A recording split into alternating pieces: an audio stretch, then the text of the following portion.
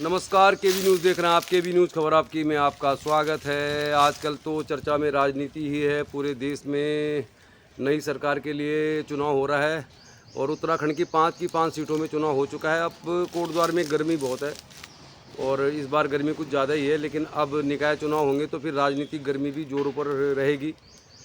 क्योंकि जिस तरह हाई कोर्ट से खबरें आ रही हैं कि हर हाल में चुनाव होना है 11 जून से पहले निकाय के, तो निकाय चुनाव को लेकर जो प्रत्याशी हैं वो पूरी दौड़ भाग कर रहे हैं और अटकलों का बाजार गर्म है। कोटद्वार में निकाय चुनाव होंगे, किस पार्टी से किसको टिकट मिलेगा सबसे पहले हम बताएंगे आपको। फ़िलहाल हमारे पास जो जानकारी है आधी अधूरी है, तो 3-4 दिन के अंदर हम आपको बता देंगे कि उत्तराखंड के निकाय चुनाव में कोटद्वार, प्रवेश द्वार कोटद्वार पौड़ी गढ़वाल का यहाँ पर निकाय चुनाव में क्या कुछ होगा। इसके बारे में थोड़ा बाद में बात करेंगे। आज हम आपको 3 खबरें दिखाएंगे केबी न्यूज़ खबर आपकी में, और हम बात करेंगे निकाय चुनाव की कम होते वोट को लेकर भी बात करेंगे। ये जो वोटिंग परसेंटेज लगातार कम हो रहा है, इसके क्या मायने हैं, कौन लोग हैं जो वोट देने नहीं आ रहे हैं, इस पर ज़रूर बात करेंगे। क्योंकि भारत एक लोकतांत्रिक देश है और लोकतंत्र में अगर वोट कम हो रहा है तो ये माना जाना चाहिए कि फिर ये लोकतंत्र के लिए बहुत अच्छा साइन नहीं है। हम भी अपील कर रहे थे आपसे कि आप अधिक से संख्या में वोट करें। सरकार ने भी बहुत सारे नुक्कड़ नाटक, बहुत सारे मैसेज के जरिए कोशिश की थी कि ज़्यादा से ज़्यादा मतदान हो, लेकिन मतदान का जो प्रतिशत है वो गिर ही रहा है। मतलब आप ये मान के चलिए, नॉर्थ ईस्ट को छोड़ दीजिए आप, पहले चरण में जो मतदान हुआ वो कम था तो सबको लगता था दूसरे चरण में ज़्यादा मतदान होगा, लेकिन ऐसी खबरें नहीं आ रही हैं। जो दूसरे चरण का मतदान हुआ है उत्तर प्रदेश में, राजस्थान में और अन्य जगहों में, तो मतदान का प्रतिशत गिर रहा है। 3 खबरें आपको दिखाएंगे हम आज आपको केबी न्यूज़ में। कल हमने गणेश गोदियाल के साथ बातचीत की थी, वो खबर आपने देख ली होगी। तो पौड़ी गढ़वाल की संसदीय सीट को लेकर अब फिलहाल कोई बहुत बड़ा अपडेट आएगा नहीं। 4 जून को जब ईवीएम खुलेंगी तभी मालूम चलेगा कौन जीत रहा है। एक ही बात हमने डे 1 में आपसे कही थी कि राजनीति संभावनाओं का खेल है। उत्तराखंड में पौड़ी गढ़वाल की संसदीय सीट में गणेश गोदियाल को इग्नोर नहीं कर सकते आप। ये खबर सबसे पहले हमने चलाई थी और आज हम ये बात फिर दोबारा से कह रहे हैं कि उत्तराखंड की पौड़ी गढ़वाल संसदीय सीट में खंडूरी फैक्टर बहुत बड़ा फैक्टर है। 5 बार मोहनचंद खंडूरी ने गढ़वाल संसदीय सीट को जीता, तो उनका जो कद था वो एक बहुत बड़ा कद था। गढ़वाल में वो सबसे बड़े नेता थे, आज भी हैं। और गणेश गोदियाल जब चुनाव लड़ने का फैसला कर लिया उन्होंने, तो फिर खंडूरी फैक्टर आड़े आ गया। मतलब अनिल बलूनी जो बीजेपी के प्रत्याशी हैं, स्वाभाविक तौर पर वो बहुत बड़े नेता हैं। वो पहले राष्ट्रीय स्तर पर प्रवक्ता रहे और जैसी सभाएं हुई, जैसे उनके लिए मतलब नेता आए, राजनाथ सिंह आए, वीके सिंह भी आए, योगी आदित्यनाथ भी आए, अमित शाह भी आए, तो उनके कद का आप अंदाज़ा लगा लीजिए। और उनका जो भारी कद है, बीजेपी के जो संगठन के लोग हैं, जो लोग मेयर के चुनाव की तैयारी कर रहे हैं, उन पर भारी पड़ गया। क्योंकि उनको ये दिखाना था कि वो बीजेपी के लिए बहुत अच्छा काम कर रहे हैं, पार्टी के लिए बहुत अच्छा काम कर रहे हैं। चुनाव में क्या कुछ होगा वो अब ईवीएम में कैद है। 4 जून को जब ईवीएम खुलेगी तो मालूम चलेगा कि कौन किस पे भारी है। और उससे पहले 100% तो कोई भी नहीं कह सकता, बीजेपी भी नहीं कह सकती, हम भी नहीं कह सकते, कोई भी चैनल नहीं कह सकता कि पौड़ी गढ़वाल की संसदीय सीट में कौन जीतेगा। लेकिन सबका ये मानना है कि यहाँ पे रोमांचक है मुकाबला। इस खबर को फिलहाल हम अब विराम देंगे, क्योंकि 4 जून को मालूम चलेगा कौन जीत रहा है। निकाय चुनाव को लेकर भी खबर आपको हम दिखाएंगे। निकाय चुनाव की खबरें जो चल रही हैं, निकाय चुनाव कोटद्वार से हम चैनल चलाते हैं, हमारा चैनल कोटद्वार का है। कोटद्वार पौड़ी गढ़वाल उत्तराखंड की ही हम ज़्यादातर खबरें दिखाते हैं और हमारा उद्देश्य भी यही है, पहाड़ की बात हो, पहाड़ियत की बात हो, उत्तराखंड की बात हो, कोटद्वार भाबर में जो रुके हुए काम है उनके विकास की बात हो। लेकिन अब खबरें आजकल राजनीति की ही आप सब लोग देखना चाहते हैं। तो जो दूसरे फेज़ का चुनाव भी ख़त्म हो गया, तो लोगों की नज़र है, लोग जानना चाह रहे हैं कि हो क्या रहा है। मतलब हमारा फोकस केवल इस बात पर है कि वोटिंग अगर कम हो रही है तो उसका क्या कारण है। और राजनीति में हो या खेल में हो या व्यापार में हो, जब कोई बहुत ताकतवर होता है, जैसे आज की तारीख में अगर हम कहें तो बीजेपी इस समय अपने स्वर्णिम काल में है। 2014 में एब्सोल्यूट मेजोरिटी, 2019 में एब्सोल्यूट मेजोरिटी। और जब कोई ताकतवर होता है तो उसको सबसे बड़ी जो चुनौती मिलती है वो अपने ही अंदर के लोगों से मिलती है। अगर कांग्रेस पार्टी ने बहुत लंबे समय तक राज किया देश में, तो उनको चुनौती कांग्रेस के लोगों ने ही दी। मतलब कांग्रेस पार्टी को सबसे ज़्यादा डैमेज जो किया वो कांग्रेस पार्टी के ही लोगों ने किया, जो छोड़ कर कांग्रेस चले गए, बीजेपी में शामिल हो गए। और ऐसा माना जाता है 100 से ज़्यादा सांसद ऐसे हैं जो कांग्रेसी मूल के हैं। उत्तराखंड में भी लगभग ऐसा ही आपने देख लिया होगा। हाल के दिनों में जितने सारे लोग बीजेपी में शामिल हुए, और जो एक मतलब बीजेपी की इस चुनाव में यही रणनीति थी, उनके पास कोई बहुत ज़्यादा मुद्दे नहीं थे, क्योंकि 10 साल की सरकार अगर अपने विकास कार्यों को लेकर चुनाव नहीं लड़ेगी तो उनको एक परसेप्शन सेट करना होता है। 400 पार का नारा दिया, उस पर भी हम बात करेंगे। उत्तराखंड में भी इस तरह की चीज़ें देखने को मिली कि यहाँ पे छोटे छोटे नेताओं को बीजेपी में शामिल कराया गया, जिसको लेकर लैंसडाउन के जो विधायक दिलीप रावत है, 3 बार के सांसद हैं, वो 3 बार के विधायक हैं, माफ़ कीजिए। तो एक पत्रकार उनको पूछ रहे थे ऐसे ही, मतलब, तो शायद पत्रकार को भी मालूम नहीं चल रहा था कि दिलीप रावत क्या कहना चाह रहे हैं। दिलीप रावत को जब पूछा गया कि भाई आपकी पार्टी में बहुत सारे लोग आ गए, क्योंकि लैंसडाउन विधानसभा में अनुकृति गुसाई आ गई, बहुत सारे अन्य लोग भी आ गए, तो दिलीप रावत ने जो जवाब दिया वो जवाब तो लगभग वैसे ही था जैसे बीजेपी के सारे प्रवक्ता दे रहे कि कांग्रेस में कोई रह नहीं गया, कांग्रेस खाली हो गई और बीजेपी ही जीतेगी। लेकिन जवाब देने का तरीका दिलीप रावत का ये था, दिलीप रावत जो विधायक हैं 3 बार के, वो कह रहे थे कि अब तो हमारी पार्टी में 15,000 लोग शामिल हो गए, लैंसडाउन में भी बहुत सारे नेता आ गए, तो अब तो हम पौड़ी गढ़वाल की संसदीय सीट को 5 लाख से ज़्यादा वोट से जीतेंगे। लेकिन उनके जवाब में बहुत सारी नाराज़गी थी कि लोगों को शामिल तो किया जा रहा है, लेकिन इसका क्या असर पड़ेगा। और सबसे बड़ा असर तो आप लैंसडाउन में ही देखिए, 41% वोटिंग हुई है। लैंसडाउन विधानसभा जहाँ पे दिलीप रावत 3 बार के विधायक हैं, वहाँ पे मात्र 41% वोटिंग हुई है। यमकेश्वर जो बीजेपी का सबसे बड़ा गढ़ है, 25 सालों से विधानसभा में यमकेश्वर को रिप्रेजेंट कर रही है बीजेपी, वहाँ पे 44% वोटिंग हुई है। तो कम होते वोटिंग को लेकर बीजेपी निश्चित तौर पर चिंतित है। बात उत्तराखंड की नहीं है। जब पहले फेज़ का वोटिंग हुआ तो ऐसा माना गया हो सकता है, भाई उत्तराखंड में शादी ब्याह बहुत हो रहे थे, पौड़ी गढ़वाल की संसदीय सीट में बहुत से लोग बाहर रहते हैं, क्या पता वोटिंग देने नहीं आए। लेकिन जिस तरह से कम हो रहा है वोट पूरे 2 फेज़ के चुनाव में, तो बीजेपी के जो मतलब रणनीतिकार हैं उनके माथे पर बल पड़ गए हैं। क्योंकि अमूमन ये देखा जाता है कि जब सरकार की नीतियों से लोग खुश होते हैं तो सरकार को भी वोट देते हैं, नाराज़ होते तब भी वोट देते हैं। लेकिन प्रधानमंत्री नरेंद्र मोदी जी जो आरएसएस बीजेपी की एक सहयोगी संगठन है, नागपुर गए थे और एक रात्रि उन्होंने वहाँ पे विश्राम किया, इसकी खबर चल रही नेशनल मीडिया में। तो हम आपको 3 खबर दिखाएंगे। एक तो कोटद्वार में होने वाले निकाय चुनाव को लेकर, एक अंकिता भंडारी केस को लेकर, और एक कम वोटिंग को लेकर जो हालात हैं। 2 चरण के चुनाव हो चुके हैं, 400 पार का नारा दिया था बीजेपी ने, उसमें कितना फैक्ट है और ये कितना सही है, क्या क्या हो सकता है, उसको लेकर आपको खबर दिखाएंगे। तो सबसे पहले बात करते हैं नेशनल मीडिया में जो खबरें चल रही हैं। पौड़ी गढ़वाल की संसदीय सीट का मामला लगभग खत्म है, ईवीएम में कैद हो गया है। 4 जून को मालूम चलेगा कौन जीतेगा। ना हम अपने चैनल में कभी कह सकते हैं, ना हमने कभी कहा। हमने डे 1 से ये कहा कि राजनीति संभावनाओं का खेल है। बहुत सारी सरकारों को हमने आते जाते देखा है, तो फिलहाल हम आज भी यही कहेंगे, राजनीति संभावनाओं का खेल है। और बिहाइंड द कैमरा सारे लोग मानते हैं, बीजेपी के भी पौड़ी गढ़वाल की संसदीय सीट में मुकाबला है।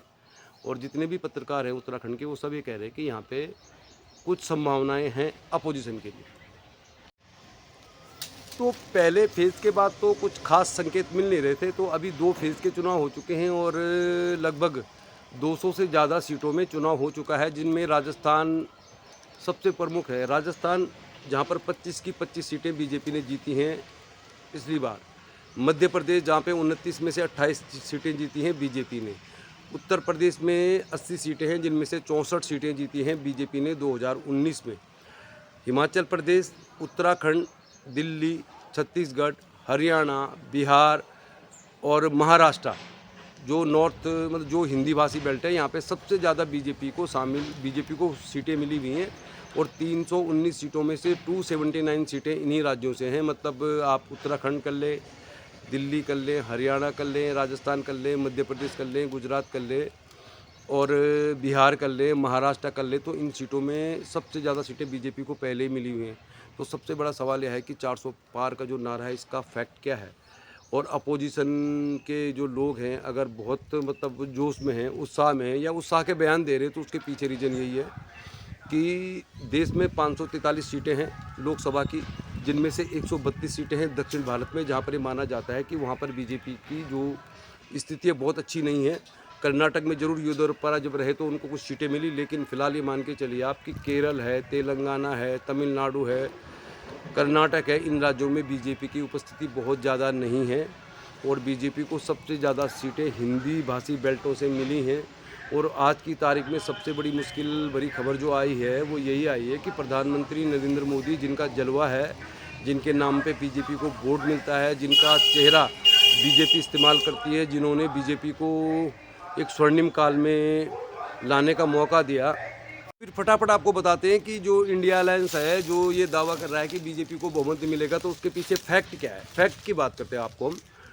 उत्तराखंड की पूरी 5 की 5 सीटें 2019 में बीजेपी के पास थी, और ऐसा माना जा रहा है, तमाम जो भी मीडिया चैनल है, चाहे वो सोशल मीडिया हो, चाहे वो कोई और मीडिया हो, तो ये मान रहे हैं कि कम से कम एक सीट ऐसी है पौड़ी की जो फंसी हुई है। हालांकि हरिद्वार में भी जिस तरह की वोटिंग हुई है, वही वोटिंग पैटर्न चल रहा है पूरे देश में। मतलब उत्तराखंड में जो पहले फेज़ की वोटिंग हुई, जहाँ पे सीटिंग एमएलए बीजेपी के हैं, ऋषिकेश में प्रेमचंद अग्रवाल जो विधायक हैं, धर्मपुर में भी बीजेपी के विधायक हैं, और वहाँ पर कांग्रेस के विधायक भी शामिल हो गए, मतलब पूर्व विधायक दिनेश अग्रवाल भी शामिल हो गए, डोईवाला भी है। तो हरिद्वार सीट में जो पर्वतीय लोगों की सीटें हैं, उनमें बीजेपी को कम वोटिंग हुई है, और जो वैसी सीटें जिनमें दलित समुदाय है, अल्पसंख्यक समुदाय है, अनुसूचित जाति जनजाति, इस तरह के लोग हैं, वहाँ पे ज़्यादा वोटिंग हुई है। हरीश रावत की पुत्री हरिद्वार ग्रामीण से विधायक है, वहाँ पे 73 से ज़्यादा वोटिंग हुआ है। तो अब कम वोटिंग को लेकर बीजेपी बिल्कुल सजग हो गई है, और उत्तराखंड के निकाय चुनाव में भी इस बात को लेकर ज़रूर मंथन हो रहा है। सरकार ने मंथन करना शुरू कर दिया है कि उत्तराखंड में आखिर इतनी कम वोटिंग हुई क्यों। जो पन्ना प्रमुख हैं, जो संगठन के कर्मचारी कार्यकर्ता हैं, उन्होंने वोटिंग को बढ़ाया क्यों नहीं। भले कैमरे के सामने तो बयान भी यही कहते हैं कि कांग्रेस के कार्यकर्ता नहीं निकले, लेकिन सच्चाई यही है कि युवाओं ने वोटिंग में हिस्सा नहीं लिया है, और ये ट्रेंड चल रहा है। उत्तराखंड छोड़िए आप, 2 फेज़ के चुनाव में साफ तौर पर देखा जा रहा है कि बेरोजगारी चुनाव में बहुत बड़ा मुद्दा है। उत्तराखंड में भी कोटद्वार भाबर की बात करें, पदमपुर मोटरहाग वार्ड नंबर 31, जहाँ से हम अपना चैनल चलाते, तो वहाँ पर भी युवाओं की संख्या बहुत कम थी। कहने को तो हंसी मजाक में लोग ये भी कह देते हैं युवाओं को कुछ संसाधन नहीं मिले होंगे तो इसलिए वोट नहीं दिया, लेकिन अब वोटिंग प्रतिशत जिस तरह से गिर रहा है, तो इससे बीजेपी भी थोड़ा सा कसमकस में है। और प्रधानमंत्री मोदी जी 10 साल में कभी नागपुर नहीं गए, जहाँ पे राष्ट्रीय स्वयंसेवक का हेड ऑफिस है, तो प्रधानमंत्री जी वहाँ पर भी गए हैं। तो कुल मिला के चुनावी घमासान जारी है, और अपोजिशन का जो कॉन्फिडेंस है वो किस चीज़ को लेकर है, उसको लेकर आपको बता देते हैं। क्योंकि अब राष्ट्रीय स्तर की खबरें दिखाने का तो हमारा चैनल नहीं, हम लोग कोटद्वार पौड़ी गढ़वाल उत्तराखंड की खबर दिखाते हैं, लेकिन खबर राजनीति की है तो आपको ज़रूर दिखाएंगे बिल्कुल फैक्ट के साथ। तो अपोजिशन इस बात को लेकर आश्वस्त है। 543 सीटें हैं देश की लोकसभा में, जहां से सरकार बनेगी। 272 सीटें चाहिए होती हैं बहुमत के लिए, 73 सीटें। तो जो 279 सीटें हैं वो बीजेपी को 2019 में मिली हैं। कहां से? यूपी से, मध्य प्रदेश से, गुजरात से, राजस्थान से, छत्तीसगढ़ से, हरियाणा से, उत्तराखंड से, हिमाचल से, दिल्ली से। इन राज्यों में सबसे ज़्यादा सीटें मिली, और इन राज्यों में जहाँ पर बीजेपी के प्रत्याशी मतलब सिटिंग एमएलए है या सिटिंग एमपी है, वहाँ पे वोटिंग प्रतिशत कम हो रहा है। इसको लेकर सरकार मतलब बीजेपी जो है थोड़ा सा मुश्किल में नज़र आ रही है, और अपोजिशन केवल इस बात पे गौर कर रहा है कि इन मतलब बंगाल में तो ममता बनर्जी हैं, उड़ीसा में नवीन पटनायक है, महाराष्ट्र में तो अलग ही तरह का समीकरण है। तो कुल मिला के राजनीति में कोई किसी का दोस्त नहीं होता, सब लोग ताक में रहते हैं कब मौका मिले, किसको कब गिराया जाए। सामने सब लोग मिलते हैं, मुस्कुराते हैं, बात करते हैं, खूब सारी बयानबाजी करते हैं, लेकिन कुछ ऐसे लोग होते हैं जो पार्टी के अंदर ही पार्टी को अपने हिसाब से इस्तेमाल करते हैं। और जिस तरह पौड़ी गढ़वाल की संसदीय सीट में भी कहा जा रहा है कि यहाँ पर नेताओं की कमी नहीं है। रमेश पोखरियाल निशंक जो हरिद्वार के सांसद रहे, उनका भी निवास स्थान पौड़ी गढ़वाल है, और वो गणेश गोदियाल के विधानसभा क्षेत्र से ही ताल्लुक़ रखते हैं। त्रिवेंद्र रावत जो पौड़ी गढ़वाल से चुनाव लड़ना चाह रहे थे। बहुत सारे समीकरण ऐसे हैं कि जहाँ पर किसी के बढ़ते हुए कद को गिराने के लिए पार्टी के अंदर ही से ही लोग काम करते हैं। राजनीति में कोई किसी का दोस्त नहीं होता, कोई दुश्मन नहीं होता। और अब ये बात साफ तौर पर देखी जा रही है 2 चरण के मतदान के बाद। राजस्थान में वसुंधरा राजे सिंधिया को मुख्यमंत्री नहीं बनाया गया, तो राजस्थान में यादव राजपूतों का एक बहुत बड़ा जातिगत समीकरण चल रहा है। और लगभग बहुत सारे पत्रकारों का ये मानना है, बड़े बड़े सीनियर पत्रकारों का, कि राजस्थान में 25 सीटें बीजेपी को मिली हैं, लेकिन वहाँ पर मामला फंसा हुआ है। वहाँ पर बहुत तरह के समीकरण चल रहे हैं। देवेंद्र फडणवीस जो मुख्यमंत्री रहे महाराष्ट्र के, और जब शिंदे शामिल हो गए बीजेपी में सरकार गिरा के उद्धव ठाकरे की, तो फिर अब उनको उप मुख्यमंत्री बनना पड़ा। अब अजित पवार भी आ गए, तो ऐसा माना जा रहा है कि महाराष्ट्र में देवेंद्र फडणवीस ज़्यादा सक्रिय नहीं है, और नितिन गडकरी की सीट भी फंसी हुई है। ये खबर आपको बहुत सारे प्लेटफॉर्म में मिल जाएगी। तो महाराष्ट्र में फडणवीस, मध्य प्रदेश में शिवराज सिंह चौहान, और राजस्थान में वसुंधरा राजे सिंधिया की जो भूमिका है उसको लेकर बीजेपी आश्वस्त नहीं है। तो कुल मिला के राजनीति में इस तरह का ही खेल चल रहा है। उत्तर प्रदेश में योगी आदित्यनाथ चुनाव प्रचार जरूर कर रहे हैं, लेकिन जिस तरह से आंदोलन गुजरात से शुरू हुआ है राजपूतों का, तो उसको लेकर कहा जा रहा है इसके पीछे भी कोई साजिश है। तो भाई राजनीति में कुछ कह नहीं सकते। 2019 में ज़रूर आप बीजेपी को 319 सीटें मिली, लेकिन हिंदी भाषी बेल्टों में जो पोजीशन है उसको लेकर ये अपोजिशन ये मान के चल रहा है कि अगर राजस्थान से 5 से 10 सीटें कम हो जाती हैं, गुजरात से 2 सीट कम हो जाती हैं, उत्तराखंड से 1 कम हो जाती, दिल्ली से 2 कम हो जाती हैं, झारखंड से कम हो जाती हैं, वहाँ से मुख्यमंत्री गिरफ्तार हो चुके हैं, महाराष्ट्र से कम हो जाएंगी, बिहार से भी 39 सीटें हैं, वहाँ से भी कुछ कम हो जाएंगी। मतलब मोटा मोटा ये मान के चल रहे कि 10-12 राज्यों में अगर एवरेज 4 से 5 सीटें बीजेपी की कम हो जाएंगी, तो 319 में से आप 50-60 को घटाएंगे तो बीजेपी का आंकड़ा 250 से ऊपर नहीं बैठेगा। ऐसी खबरें चल रही हैं। तो बहुत सारी खबरें चल रही है। चुनाव भी घमासान जारी है। पहले हमको लग रहा था पौड़ी गढ़वाल में ही ये घमासान है, लेकिन आप ये मान के चलिए कि जो ट्रेंड पौड़ी गढ़वाल में है वही ट्रेंड लगभग 2 चरणों में दिखाई दे रहा है। तो 400 पार का नारा देने के लिए बहुत अच्छा है और अच्छा भी है। अगर किसी पार्टी को 319 सीटें मिली हैं तो वो 400 भी जा सकती है, 400 पार भी जा सकती है, लेकिन फैसला होगा 4 जून को। फिलहाल मोदी जी, अमित शाह और जो भी टीम है उनको लेकर भी कहा जा रहा है कि बहुत सारी खबरें, मतलब बहुत सारे चैनल तो ऐसी ऐसी खबरें दिखा देते हैं कि वो हम आपको बोल भी नहीं सकते। फिलहाल अब बात करते हैं अंकिता भंडारी केस की, फिर बात करेंगे हम कोटद्वार में निकाय चुनाव को लेकर क्या सरगर्मियां चल रही हैं और उत्तराखंड की सरकार ने जो एक मतलब समीक्षा बैठक बुलाई है, किस बूथ पे कितने वोट मिले, किस बूथ में कितने वोट मिले, तो इससे बहुत ज़्यादा फैसला होने वाला है कि किसको पार्षद का टिकट मिलेगा, कहाँ पर किसको मेयर का टिकट मिलेगा। सबसे आखिर में इस पर बात करेंगे और खासतौर पर बात करेंगे कोटद्वार भाबर के वार्ड नंबर 31 पदमपुर मुरडा की, जहाँ पर इस समय हम खड़े हैं, जहाँ से हम चैनल चलाते हैं, जहाँ पर अमित शाह ने रैली की थी, जहाँ पर बहुत कम मतदान हुआ। लेकिन पहले बात करते हैं अंकिता भंडारी केस की, क्योंकि अंकिता भंडारी केस की जानकारी सबसे ज़्यादा हमने आपको अपने चैनल में दिखाई थी। अंकिता भंडारी केस में बहुत सारी जो महत्वपूर्ण गवाहियाँ हो चुकी हैं, मतलब अंकिता भंडारी की हत्या से पहले वनंतरा रिजॉर्ट में क्या कुछ हुआ, वहाँ पर जो कर्मचारी थे उन्होंने क्या क्या बयान दिए, वो सारी गवाहियाँ हो चुकी हैं। इस केस में 2 गवाहों पर हमारी नज़र रहेगी, खासतौर पर एक रेणु बिष्ट जो यमकेश्वर की विधायक है, जिनकी गवाही होनी है, जिनको बतौर गवाह शामिल किया गया। और इस मुद्दे ने पौड़ी गढ़वाल के पूरे उत्तराखंड में बीजेपी को बैकफुट में ला दिया। अब क्या मामला था कि वनंतरा रिजॉर्ट को जब तोड़ा गया तो पहले जो एसडीएम थे वहाँ पे, उन्होंने जेसीबी चालक को फ़ोन करके वनंतरा रिजॉर्ट का गेट तोड़वाया था। उसके बाद जेसीबी चालक चला गया था वनंतरा रिजॉर्ट से, और फिर उसको रेणु बिष्ट के जो पीआरओ थे उन्होंने फ़ोन करके दोबारा बुलाया, फिर दोबारा वनंतरा रिजॉर्ट को तोड़ा गया, अंकिता भंडारी के कमरे को तोड़ा गया। तो इसको लेकर बहुत सारी खबरें चल रही हैं और इसको लेकर गणेश गोदियाल भी कह रहे हैं, बहुत सारे लोग हैं जो बीजेपी मतलब के खिलाफ है, यमकेश्वर में वो भी कह रहे हैं। तो गवाही होनी है। अब मामला क्या है कि अंकिता भंडारी केस को लेकर सरकार बैकफुट में क्यों है कि वनंतरा रिजॉर्ट को तोड़ा गया रेणु बिष्ट के कहने पे, ये गवाही जेसीबी चालक कोर्ट में दे चुका है, मतलब कोर्ट के आधार पर कह रहे हैं हम।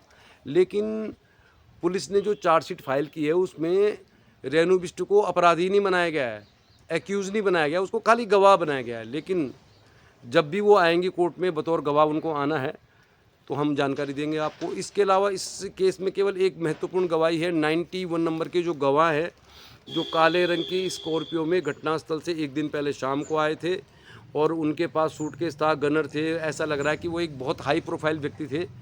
तो ये 2 गवाह है जो सबसे महत्वपूर्ण हैं। अब कोर्ट में मामला लंबा क्यों चल रहा है, अभी तो ये मामला बहुत लंबा चलने वाला है। हम तो आपको इस केस की सारी जानकारी दे रहे थे, क्योंकि कल जो कार्रवाई हुई उसमें कुछ खास आपके लिए बताने के लिए है नहीं, क्योंकि उसमें जो सिम यूज़ कर रही थी अंकिता भंडारी, वो उनका सिम नहीं था, तो नीरू रावत का सिम वो यूज़ कर रही थी, जिनको कोर्ट में बुलाया गया, पिछली तारीख में वो आए नहीं थे। इसके अलावा इस सिम की लोकेशन को लेकर जो सिम कंपनी के अधिकारी, उन्होंने कहा कि भाई अंकिता भंडारी का जो सिम था उसकी जो लोकेशन है, रनिंग लोकेशन, वो तो हम नहीं बता सकते, लास्ट लोकेशन उसकी वहीं थी, यानी कि जो रिजॉर्ट से बैराज है वहाँ पर थी।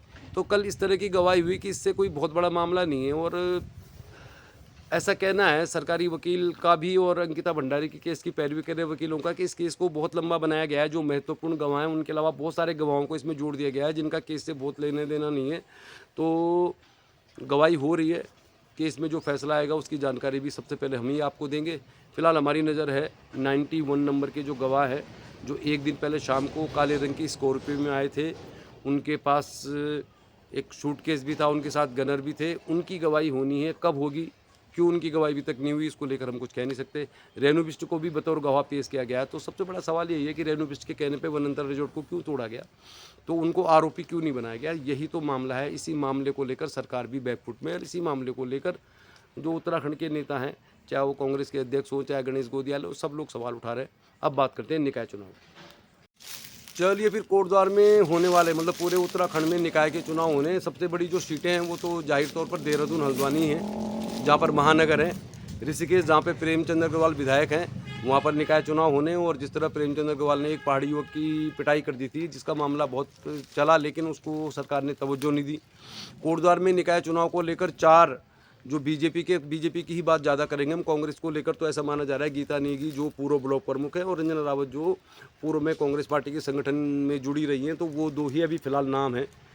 और ऐसा माना जा रहा है कि पूर्व काबीना मंत्री सुरेंद्र सिंह नेगी की पत्नी जो मेयर हैं वर्तमान में, वो संभवतः चुनाव लड़ेंगी या नहीं लड़ेंगी, हमने उसको दिखाया नहीं। हमारे मानना है कि संभवतः नहीं लड़ेंगी। तो बीजेपी में 4 दावेदार हैं, जैसा हमने आपको बताया, जिनमें वीरेंद्र रावत जो जिलाध्यक्ष हैं, पूर्व विधायक शैलेंद्र रावत हैं, राजगौरव नोडियाल हैं, और इसके अलावा सुमन कोटलाला हैं।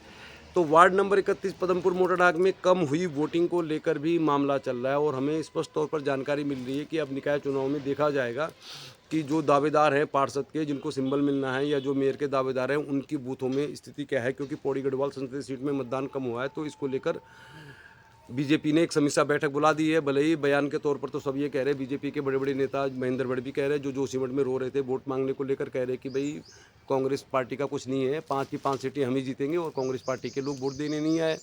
अब मेयर को लेकर वार्ड नंबर 31 पदमपुर मोटरडाग, जहाँ पे वोटिंग थोड़ा कम हुआ, यहाँ पे गृह मंत्री अमित शाह ने रैली की थी। हम लोग इसी वार्ड से आपको अभी खबर दिखा रहे हैं, इसी वार्ड में हम रहते हैं, ये वार्ड चर्चा में है। अमित शाह की रैली को लेकर चर्चा में था, और अब चर्चा में है, क्योंकि यहाँ पे बीजेपी के 2 बड़े दावेदार हैं। बीजेपी से मेयर पद के चुनाव लड़ने वाले सबसे बड़े 2 दावेदार हैं। उनमें एक है वीरेंद्र रावत जो बीजेपी के जिलाध्यक्ष हैं, मतलब यमकेश्वर लैंसडाउन कोटद्वार के वो प्रभारी हैं, और उन्होंने बहुत सारे मतलब पदों पे काम किया है। और पूर्व में वो रेणु बिष्ट की जो विधानसभा है, यमकेश्वर के प्रभारी रहे, भारतीय जनता युवा मोर्चे के वो प्रदेश महामंत्री रहे, कई सारे संगठन के पदों में रहे। वो रहते हैं पदमपुर मोटरनाग वार्ड नंबर 31 में, जहाँ पर हुई वोटिंग भी एक बहुत बड़ा मुद्दा इस चुनाव में बनने वाला है। मतलब किसको पार्षद का टिकट मिलेगा, किसको मेयर का टिकट मिलेगा, इस बात से फैसला होगा कि आखिर पदमपुर मोटरनाग वार्ड नंबर 31 जहाँ पे गृह मंत्री आए थे, वो वोटिंग कम क्यों हुई। क्योंकि कम वोटिंग को लेकर सरकार आश्वस्त नहीं है कि उनके बहुत सारे सांसद जीतने वाले हैं।